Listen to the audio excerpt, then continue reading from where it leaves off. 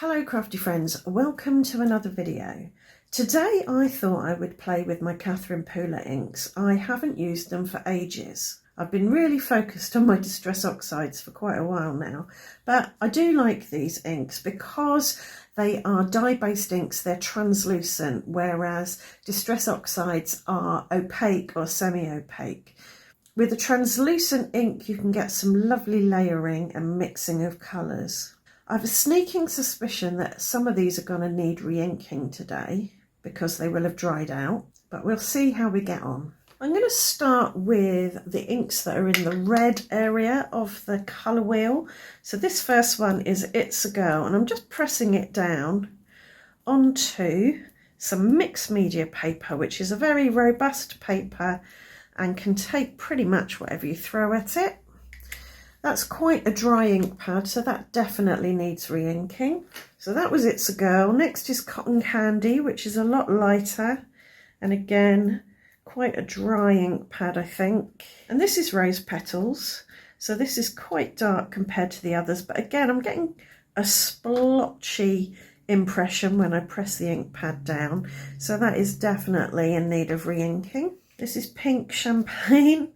So that has got quite a bit of ink in it, so I'm getting a much more saturated, intense splodge. And now we've got Quartz.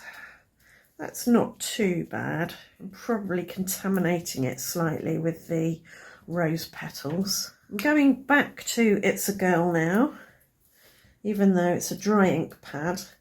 I'm going to fill up the space. So when I press this ink pad down onto the Rose Quartz, I think it's actually lifting off some of the Rose Quartz because this is such a dry ink pad. It's quite thirsty and will suck in any ink. To clean off this ink pad, I'm going to stamp this on. And really all I'm doing is testing my ink pads and creating some colourful bits of paper. And I will use some of these bits of paper to create cards for you today, but some of it will go in my box of backgrounds and bits. So that's nice and clean now. Next, I'm going to add some red oranges. This is Clay Mask and it's very juicy. So we're getting lots of lovely ink transferred there. And next, some Do-Si-Do.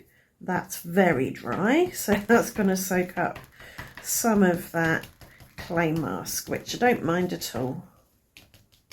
I might actually just use this ink pad to kind of spread it out a bit.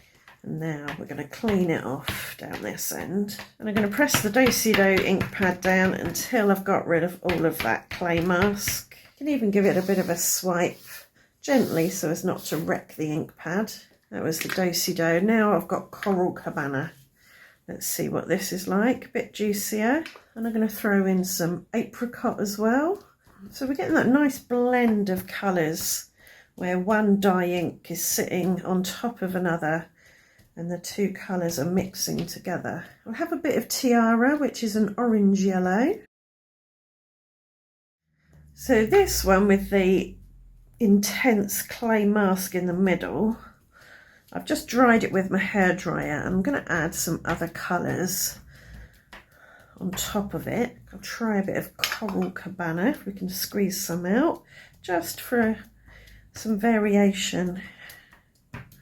Break up the flatness of that colour. Now for some yellows, we've got Chiffon here, Shea Butter. Do some swiping, and then some Whipped Honey. That's a bit inkier. I'll grab the Tiara for a slightly oranger yellow if there's any ink left in it. We're moving into the cool colours now. I've got Spruce here, a dark green, then Sage. Ooh, that's very juicy ink pad, that one. And then Matcha, a very light green. So that's going to pick up the darker colours and spread those around a bit. I like that, it's giving me camouflage vibes. I'll try and clean this up on here with a bit of swiping, I think. I've got very green fingertips now. This kind of thing where you just take some inks, ink pads, and make some backgrounds is a really fun thing to do when you want to make something but you don't know what you want to make. You don't feel like making a whole card or a journal page or what have you. You can just make some backgrounds, your own pattern paper, ready to rock and roll when you do need them. Right, onto some green blues. We've got Minted here, or Mint to Be. I think it's Minted now. I think Mint to Be was its original name, but don't quote me on that. And then Aquatini, and then Uptown. Still on the green blues, you can tell which are my favourite colours. This is Winter Green. Now for some sea foam and some sea glass, and then Bay Breeze. And there's a lot of wet ink on there, so I'm just going to, as an experiment, drag a dry paintbrush through that and spread that out in 2 directions. Liking that. That's going to take a long time to dry though. Now into the blue greens, another favourite. We'll start with Hot Tub, drag that across, and then a bit of Skylight, and then some Cummerbund, Fiesta Blue, all that jazz. Again, I'm going to do a bit of dry brushing to spread out that ink a bit.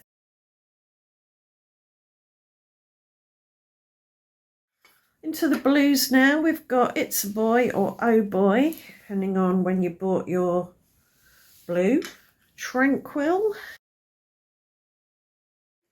I'm going to swipe this one off on here because you can see how I've contaminated the Tranquil with the Cummerbund. Get rid of that, most of it. Not Cummerbund, It's a Boy. Stone Blue. On the Lake. And some Cove Blue. Very dark, so I'm not going to put quite as much of that on there as that. I'm not going to put any on there, I don't think. And we'll give it a brush.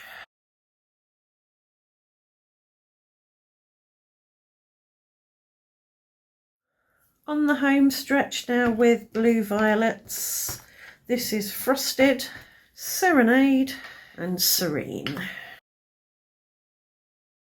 And I'm going to go over it all with the Frosted. So smush them out a bit. I'll clean off the Frosted on here. And now on to the red violets. We've got Sweet 16, also known as 16 Candles, Pixie Dust, and Sparkling Berries. And for my last one, I've got some neutrals. I've got Pebble, which is a nice warm grey. We've got Sandcastle, which is a brown, and Buttercream, which is a kind of yellowy brown.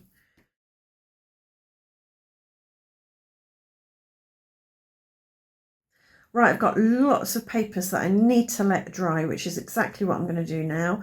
While they're drying, I'm going to re-ink the ink pads that need re-inking and then wash my hands. After that, we'll make some cards. Right, all my papers have dried and I've cut them down into quarters and put 3/4 of each paper in my box of backgrounds and bits. And I've got some to play with. So we'll make some cards and see how we get on. For this first card, I've taken 9 of the panels and die cut a heart out of each one. So I've put all my hearts on this bit of low tack tape and I've dusted the whole thing with anti-static powder, and I've done that because I want to stamp some words on my heart in embossing ink and then heat emboss in gold. This is a stamp from Indigo Blue and it's, I think, a dictionary page, so the writing on it is really tiny. What I want is to make sure it's straight. So if I line it up carefully, I should be able to get it to stamp on all the hearts in the same direction. And now I can sprinkle over my superfine polished gold embossing powder from Wow. And now I'll heat that with my heat tool. Now that's cooled and set, I can take those off.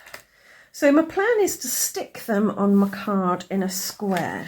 And to help me do that, I'm going to use a square die to cut a square, strangely enough, out of a piece of card that's the same size as my card blank. And I'm going to use a bit of washi to stick the template to the front of my card blank, and then I'm going to dip my hearts into some high-tack white glue and place them in my square. So I'm going to start with the corners. I've got my 4 corners in, and now I can place the middle row. And lastly, I can put the middle one in, making sure it's aligned with the other 2 in the middle column, and then I can just check it's aligned with these in the middle row. Now I can carefully remove the washi and the template, and they should be perfectly aligned. For my sentiment, I've chosen a happy birthday in a bouncy font. This stamp set is from Skull and Crossbones. I've put the card and the stamp in my stamp positioner, and I'm going to heat emboss this one in gold. So I'm using sticky embossing ink, and I'll use that same embossing powder. The card has warped a bit with the heat, but it will flatten out, and I'm very happy with that. Love the colours, love the gold. This is my favourite heart die of all time, I think. I just like the tall and thin heart dimensions. For this next card, I have chosen 4 of the colours. I've got the pinky one, yellow, and aqua turquoise, and the blue violets. And I'm going to chop 4 centimetres off the bottom of each one to create some 4 centimetre wide strips.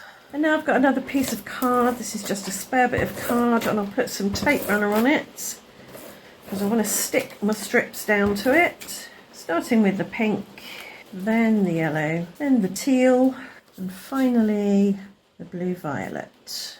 And now I'm going to cut it down with a rectangle die. So the purple and the pink are more or less the same size. And now I'm going to emboss this with this distressed bubble wrap type embossing folder. So that's got a lovely pattern on it now. I want to put some white paint, this is white gesso, on my brayer and roll it over the pattern. And this will mostly go on the raised portions. But as we've got quite distressed colourful backgrounds and a distressed embossed pattern, I don't mind it going where it goes, really.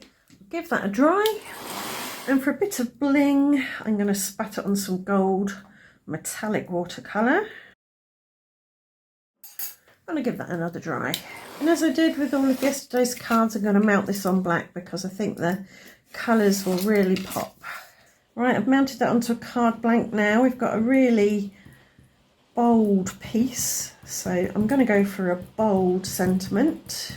I've cut the word high from some gold paper, and I'm going to stick it onto a black high. I'll have the black act as a drop shadow. And then I'm going to apply glue to the back and stick that on the front of my card. Right, as I said, bright and bold. Happy with that.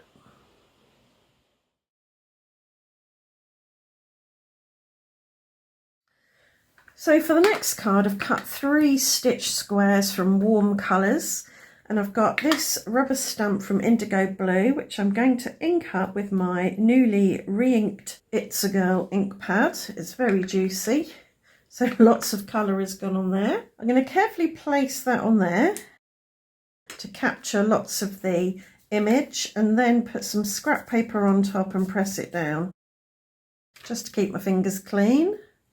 And now I've got a stamped image on there. I've cleaned that, and I'm going to ink it up with Tiara, newly re-inked, very juicy. Place that on there, in a different position, press it down. And then some do-si-do for the orange. They're very wet, so I'm going to give them a dry. And now I'm going to stamp on these in black using stamps from one of my hodgepodge collections.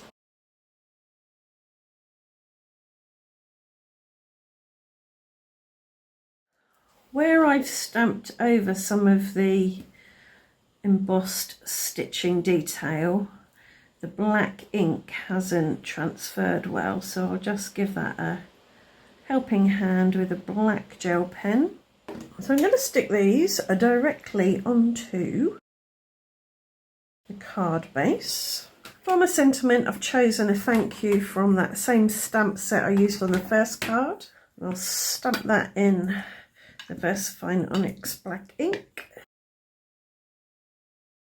That's a third of the way down and a third of the way in from the right hand side. I think as a finishing touch, this card needs a bit of bling, and I've die cut some leaves from that same gold that I used on the first card.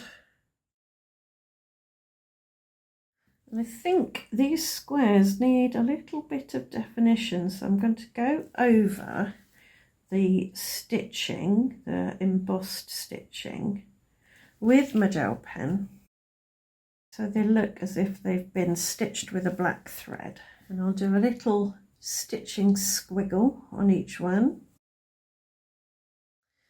and I think that'll do.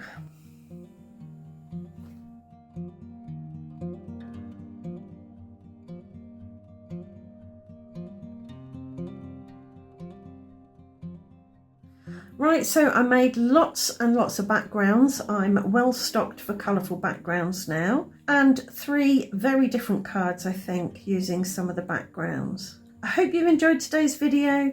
I hope it's given you a bunch of ideas that you can use with whatever tools and supplies you already have. If it has, then please do let me know in the comments, and I will see you back here very soon for another video. Thanks for watching. Bye for now.